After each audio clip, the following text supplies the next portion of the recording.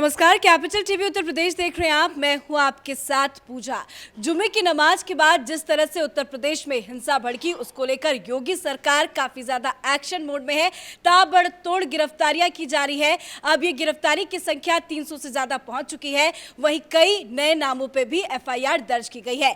Action में योगी सरकार है, पर कुछ लोग ऐसे हैं जो एक्शन में कार्रवाई को लेकर सवाल खड़े कर रहे हैं। बड़े बड़े बयान भी बड़े बड़े नेताओं के सामने आए हैं। इस बड़ी खबर में आपको बताएंगे कि किस नेता ने क्या कुछ बयान दिया, कार्रवाई को लेकर किस तरह के सवाल खड़े किए। इस खबर पे मेरे साथ न्यूज रूम से जुड़े हुए हैं कैपिटल टीवी के सीनियर एडिटर राजीव जी। राजीव जी, एक तरफ एक्शन हो रहा है, एक तरफ कार्रवाई चल रही है, लेकिन ऐसे में लोग बौखला क्यों गए हैं, क्यों बयान दे रहे हैं? देखिए, दोनों तरफ से जो कार्रवाई हो रही है, योगी सरकार ने जिस तरीके से कार्रवाई यूपी में की है वो दूसरे स्टेट में नहीं हो पा रही है। ये एक डिफरेंस है उत्तर प्रदेश, झारखंड, पश्चिम बंगाल या फिर दूसरे स्टेट में जहाँ जहाँ पर मुस्लिम प्रोटेस्ट कर रहे हैं नुपुर शर्मा की टिप्पणी के खिलाफ। अब इस मामले में जो उत्तर प्रदेश की सरकार है, इसने बहुत सख्ती से इन प्रदर्शनकारियों से निपटा है। अब प्रयागराज में अभी जो हंगामा हुआ दूसरे जुमे के बाद, अब उसके मास्टरमाइंड जावेद की गिरफ्तारी हुई। गिरफ्तारी के बाद सबूत मिले। अब उस सबूत के मिलने के बाद अवैध तरीके से जो जावेद ने मकान बना रखा था उसके खिलाफ कार्रवाई हुई, यानी बुलडोजर चला योगी आदित्यनाथ का। अब जिस तरीके से सख्ती बरती जा रही है उससे मुस्लिम लीडर जो हैं वो परेशान हैं। बहुत सारे लोग परेशान हो गए हैं, मुस्लिम संगठन भी परेशान हो गए हैं, कई बयान सामने आए हैं। सबसे पहले अपडेट अपने दर्शकों को दे दूं, जमात उलेमाए हिंद ने हिंसक घटनाओं के लिए ओवैसी, मदनी समेत अन्य को जिम्मेदार ठहराया है। इन लोगों को जिम्मेदार ठहराया गया है क्योंकि ये जमीयत उलेमाए हिंद या फिर ऐसे जो मुस्लिम ऑर्गेनाइजेशन हैं, ये भी उसी कैटेगरी के हैं जिस कैटेगरी के मदनी और ओवैसी हैं। आज से 10 दिन पहले इन लोगों की जुबान नहीं खुल रही थी। ये सारे संगठन भी इसी चीज़ के लिए आगे आ रहे थे कि नुपुर शर्मा को गिरफ्तार किया जाए। नुपुर शर्मा के टिप्पणी के खिलाफ बात कर रहे थे। ये भी उसी तरह से प्रोवोक कर रहे थे मुसलमानों को। लेकिन जब कार्रवाई होने लगी, लगा कि हमारे हाथ से अब निकल चुका है, अब इसके बाद जो प्रोटेस्ट हो रहा है उससे मुसलमान बदनाम हो रहे हैं, क्योंकि ये प्रोटेस्ट का कोई आधार नहीं है। प्रदर्शन हिंसात्मक हो रहा है और ये बिल्कुल आधार विहीन है। इनकी डिमांड है वो भारतीय कानून के हिसाब से गलत है, वो कानून में नहीं है। संविधान में जिस तरीके से किसी भी अपराध के लिए, गलत बात के लिए, गलत काम के लिए एक प्रोसीजर बनाया गया है कि आप FIR दर्ज करो, कोर्ट का दरवाज़ा खटखटाओ, उस तरीके से ये लोग नहीं कर रहे हैं। उसका इंतज़ार नहीं कर रहे हैं, कोर्ट का इंतज़ार नहीं कर रहे हैं। पुलिस व्यवस्था पर इन लोगों को भरोसा नहीं है। तो भरोसा किस पे है? सिर्फ और सिर्फ भरोसा इन लोगों को अपने कानून पे है। अपने मतलब शरिया कानून के अनुसार ये लोग चाहते हैं कि तत्काल कोई कार्रवाई की जाए। सरकार ऐसा नहीं कर सकती। सरकार इन लोगों को जो भी कानूनी तरीके से सुविधा मिली है वही दे सकती है। लेकिन जो प्रदर्शन हुए और प्रदर्शन होंगे तो उसके बाद कार्रवाई होगी। तो प्रदर्शन के बाद अब धीरे धीरे सिर्फ हिंदुस्तान की बात नहीं है, पूरी दुनिया में ये जाहिर होने लगा है कि इन लोगों का कानून संविधान से कोई लेना देना नहीं है। धर्म के नाम पर ये दंगा फैला रहे हैं, तांडव मचा रहे हैं अलग अलग जगहों पर। इसके कारण ये संगठन हैं जो धीरे धीरे बदनाम हो गए और अब ये संगठन बैकफुट पर आ गए। इनको लगने लगा कि ओवैसी तो अपनी राजनीति कर रहा है, ओवैसी तो जब तक ये मामला चलेगा तब तक अपनी राजनीति करेगा। ओवैसी ने राजनीति किया है, बयान भी दिया है, वो जरा अपने दर्शकों को बता दें। ओवैसी का एक बयान काफी ज्यादा चर्चा में बना हुआ है। ओवैसी ने भी बुलडोजर की कार्रवाई पे योगी सरकार पर निशाना साधा है, योगी सरकार को लेकर कुछ सवाल किए हैं, वो अपडेट आपको जल्दी से बता देते हैं। ओवैसी ने कहा है कि मैं PM मोदी से ये अपील करता हूं कि अदालतों में ताला लगा दिया जाए। जब CM तय करेंगे कि मुजरिम कौन है तो कोर्ट की क्या जरूरत। तो एक सवाल भी ओवैसी ने खड़ा किया है। साथ ही कहा है कि CM योगी आदित्यनाथ पर तंज कसते हुए कहा है कि आपने भारत के रूल ऑफ लॉ पर बुलडोजर चला दिया। तो कहीं ना कहीं ओवैसी का यह बयान कितना इंपॉर्टेंट है इसे भी समझेंगे। ओवैसी का यह बयान, कार्रवाई हो रही है, ओवैसी भी बौखला रहे हैं, वो तो अब सीधा सीधा योगी आदित्यनाथ पर तंज कस रहे हैं। उन्होंने जो अपील की है वो उनके ऊपर भी लागू होता है। CM योगी आदित्यनाथ के ऊपर बोला, कोर्ट के ऊपर बोला कि ताला लगा देना चाहिए, क्योंकि सीएम जो हैं वो कानून का उल्लंघन कर रहे हैं। कानून मतलब जो कानून व्यवस्था है उसके ऊपर बुलडोजर चला रहे हैं। लेकिन ओवैसी को देखना चाहिए, समझना चाहिए कि आखिरकार बुलडोजर किसके ऊपर चलाया जा रहा है। जिन मकानों पर अभी तक बुलडोजर चलाए गए हैं वो सिर्फ और सिर्फ इस मामले को लेके नहीं है कि ये प्रोटेस्ट किया गया, इसमें अपराधी अभी साबित होंगे या नहीं होंगे उसके बाद की बात है। वो साजिश में शामिल हैं, ये प्रथम दृष्टया ये सामने में आया है, इसलिए पुलिस ने गिरफ्तार किया, उसके खिलाफ सबूत मिले हैं। लेकिन जो कार्रवाई की गई है वो सिर्फ इस अपराध के लिए नहीं है। उसका घर अगर अवैध तरीके से बना हुआ है, म्युनिसिपल कॉरपोरेशन के नियम कानून के खिलाफ बना हुआ है, तो उसके ऊपर कार्रवाई होगी। इन लोगों का तर्क अजीबोगरीब रहता है कि लाखों लोग ऐसे अवैध निर्माण करवाए हुए हैं, करोड़ों लोग अवैध निर्माण करवाए हुए हैं। ये तर्क अपने आप में इतना वाहियात है कि अगर इस तर्क के आधार पर चला जाए तो हर अपराधी ये तर्क देगा कि अगर हमने चोरी की तो लाखों लोग ऐसे हैं जो चोरी करके बैठे हुए हैं, पहले उनको पकड़ो।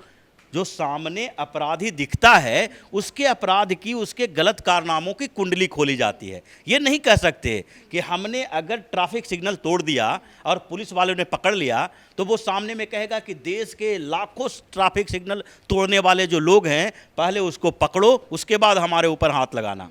ये किसी भी देश में, किसी भी सभ्य समाज में स्वीकार नहीं किया जाएगा। जो पकड़ा गया, जिसके जो सामने में है, जिसके अपराध अभी सामने आया है, उसके कई और जो अपराध हैं वो सामने में खुलने लगते हैं और उसके बाद उसके खिलाफ कार्रवाई होती है। जावेद के खिलाफ भी इसी तरीके की कार्रवाई हुई है, क्योंकि वो प्रयागराज हिंसा का मास्टरमाइंड है। उसके व्हाट्सएप से सबूत मिले हैं, उसने कई कॉल डिलीट किए हैं, उसके पूरे संगठन, उसकी पॉलिटिकल पार्टी, ये सब उसमें इन्वॉल्व है। उसकी बेटी, उसकी बीवी, सारे लोग इन्वॉल्व हैं इस मामले में। उसके कनेक्शन की तलाश की जा रही है। लेकिन जब पुलिस ने उसके बारे में जानकारी लेना शुरू किया, उसके घर पर जब पुलिस पहुंची, तो उसके बाद दूसरे स्तर पर देखने को मिला कि इसका घर ही है जो गलत तरीके से बनाया गया है। अब उसके बाद म्युनिसिपल कॉरपोरेशन का काम आता है। अब उसके बाद नोटिस सर्व किया गया, और नोटिस सर्व करने की भी ज़रूरत इन मामलों में नहीं होती है। नोटिस सर्व तो उनको किया जाता है जो निर्माण में कुछ थोड़ी बड़ी खामियां पाई जाती है। लेकिन जब वो पूरा जो नक्शा ही गलत है, अतिक्रमण किया गया है, तो अतिक्रमण को हटाने के लिए बहुत समय तक नोटिस देने की ज़रूरत नहीं होती है। और उसमें भी ये देखा जाता है, ये सामान्य तरीके से ये मामला कोर्ट के पास गया बहुत समय से, बहुत सारे जगहों पर, जब झुग्गी झोपड़ियों पर कार्रवाई की जाती थी। लेकिन झुग्गी झोपड़ियों पर जब कार्रवाई की जाती थी उसके खिलाफ, तो उसमें एक ह्यूमन एंगल आता था। इसीलिए कोर्ट ने बार बार ये कहा कि इन लोगों के लिए व्यवस्था करो। जब तक इन लोगों को कोई और व्यवस्था नहीं हो जाती तब तक इनकी झुग्गी झोपड़ियों को नहीं तोड़ा जा सकता, क्योंकि इनके लिए यही एक घर है, यही मकान है। लेकिन जावेद जैसे लोगों को, जो करोड़ों रुपया फंड ले रहा है और अपने पैसे का गलत इस्तेमाल कर रहा है, इसके पैसे से पत्थरबाजी की जा रही है। अभी जो सबूत मिले हैं उसमें यह भी पता चला है कि कई युवाओं को पैसा देकर कश्मीर की तरह पत्थर फेंकने के लिए नियुक्त किया गया था। तो ये सारा जो मामला जिसके खिलाफ आ रहा है, जो इतना पैसा वाला आदमी है, पैसे का गलत इस्तेमाल कर रहा है, उसका घर तोड़ने के लिए कितने दिनों का इंतजार करना चाहिए? क्या उसके लिए दूसरे घर नहीं है? उसके पास तो ऐसे ऐसी 2500 प्रॉपर्टी है। एक और बड़ी अपडेट अपने दर्शकों को बता देते हैं। देखिए, एक एक करके बयान तो लोगों के आ रहे हैं, लेकिन अब आजम खान का भी एक बयान सामने आया है। आज सुबह आजम खान ने रामपुर से एक बयान जारी किया नुपुर शर्मा को लेकर। जिस तरह से विरोध प्रदर्शन हो रहा है उसको लेकर आजम खान ने बड़े ही शेरो शायरी के अंदाज में क्या कुछ कहा है, जरा वो आपको बता देते हैं। आजम खान ने कहा है कि हुजूर की शान में गुस्ताखी करने वाला बहुत बदनसीब है, उस बदनसीब का साथ मत दो और उसके जुमलों को दोहराओ मत। जो बदनसीब है उसको उसके नसीब पर छोड़ दो, उसे दुनिया का कोई तानाशाह नहीं बचा सकता। तो शेरो शायरी के अंदाज में उन्होंने ये बयान दिया। आजम खान का बयान, राजीव जी, कितना इंपॉर्टेंट है, क्योंकि जेल से बाहर आते हैं, राजनीतिक हलचलों से वो बहुत दूर रहते हैं। नुपुर शर्मा को लेकर विरोध प्रदर्शन हो रहा है, ऐसे में आजम खान का बयान कितना इंपॉर्टेंट? देखिए, आजम खान जेल से आने के बाद थोड़े दिन तक शांत रहे, इसलिए क्योंकि वो कंफ्यूज थे। आजम खान प्रेशर पॉलिटिक्स कर रहे थे अखिलेश यादव के खिलाफ। अब अखिलेश यादव को वो बार बार प्रेशराइज कर रहे थे कि उनकी बातें सुनी जाए। उन्होंने बहुत सारे सवाल उठाए जेल के अंदर से कि समाजवादी पार्टी हमें भाव नहीं दे रही है, अखिलेश यादव जो हैं वो उनको भाव नहीं दे रहे हैं, एक बार भी मिलने जुलने के लिए नहीं गए। अब बाहर आने के बाद उनको लग रहा था कि अखिलेश के खिलाफ ऐसे प्रेशर बनाया जाए ताकि हमारी बात मान ली जाए, और अखिलेश उनके सामने झुक गए क्योंकि रामपुर में लोकसभा का उपचुनाव होना है और अखिलेश यादव के लिए एक बड़ी चुनौती है रामपुर और आजमगढ़। रामपुर में उन्हें आजम खान का समर्थन चाहिए, इसलिए आखिरकार आजम खान के सामने अखिलेश झुक गए, उनके लोगों को टिकट दिया और उसके बाद आजम खान अब बिल से बाहर निकले हैं। निकलने के बाद उन्हें अब विक्टिम कार्ड भी खेलना है और दूसरे तरफ बहती गंगा में हाथ भी धोना है, यानी मुस्लिम वोट चाहिए तो नुपुर शर्मा का विवाद सामने लाना पड़ेगा। और इसलिए उन्होंने दूसरे अंदाज में कहा, वो अभी बच बचा के चल रहे हैं क्योंकि उनके खिलाफ 89 मामला पड़ा हुआ है। अब एक और मामला सामने आया तो उनकी बेल कैंसिल हो जाएगी और इसलिए वो बच बचा के शेर व शायरी के अंदाज में बोलते रहते हैं। और वो लोकसभा में भी ऐसी बात बोली थी उन्होंने, उसके बाद विवाद चला था और आजम खान की बहुत किरकिरी हुई थी। इस बार भी उन्होंने बोला है कि जो नबी के खिलाफ बोलेगा उसको उसके हाल पे छोड़ दो। ये भी कहा है जिससे अल्लाह इश्क करता है फिर किसी की नफरत से कोई फर्क नहीं पड़ता। हाँ, तो बिल्कुल ये तो आजम खान को समझाना चाहिए इन प्रदर्शनकारियों को कि क्यों इतने परेशान हो। अगर जवाब देना है तो अल्लाह उसका जवाब दे देंगे। ये इस्लामिक कंट्री में जो इश्क निंदा कानून लाया गया है उन लोगों को भी समझाना चाहिए कि आखिरकार भगवान की, ईश्वर की निंदा के लिए तुम्हें क्या ज़रूरत है अपने से सज़ा देने की, वो उसको सज़ा वही दे देगा।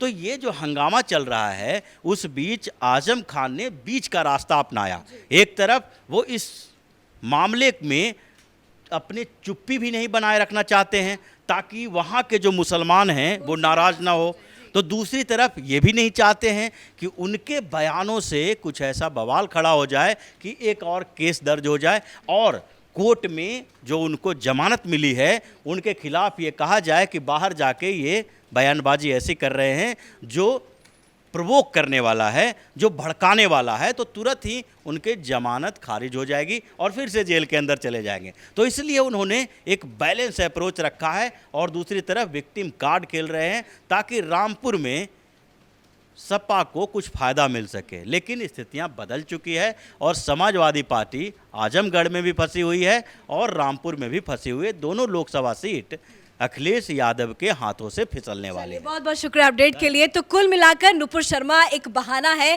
और जिस तरह से नुपुर शर्मा को लेकर बयानबाजी हो रही है, लेकिन लोग जिस तरह से कमेंट कर रहे हैं, बड़े बड़े नेता जिस तरह से कमेंट कर रहे हैं, उससे यही लग रहा है कि ये सारे नेता मिलकर देश का माहौल खराब करने की कोशिश कर रहे हैं। पर योगी आदित्यनाथ ने यह साफ कह दिया है कि एक्शन जरूर लिया जाएगा, देश का माहौल खराब करने वालों को बख्शा नहीं जाएगा, कड़ी से कड़ी कार्रवाई होगी। तभी जुमे की नमाज होती है, उसके ठीक कुछ देर के बाद से ही एक्शन की कार्रवाई शुरू हो जाती है। यूपी के अलग अलग शहरों में अलग अलग नामों से एफआईआर दर्ज होते हैं, ताबड़तोड़ गिरफ्तारियां होती है और इसी के साथ बुलडोजर भी चलता है जिससे विपक्ष को मिर्ची लग रही है, विपक्ष बौखला रहा है। इस बड़ी खबर में मेरे साथ फिलहाल इतना ही। कैमरा पर्सन रवि के साथ मैं पूजा, कैपिटल टीवी उत्तर प्रदेश।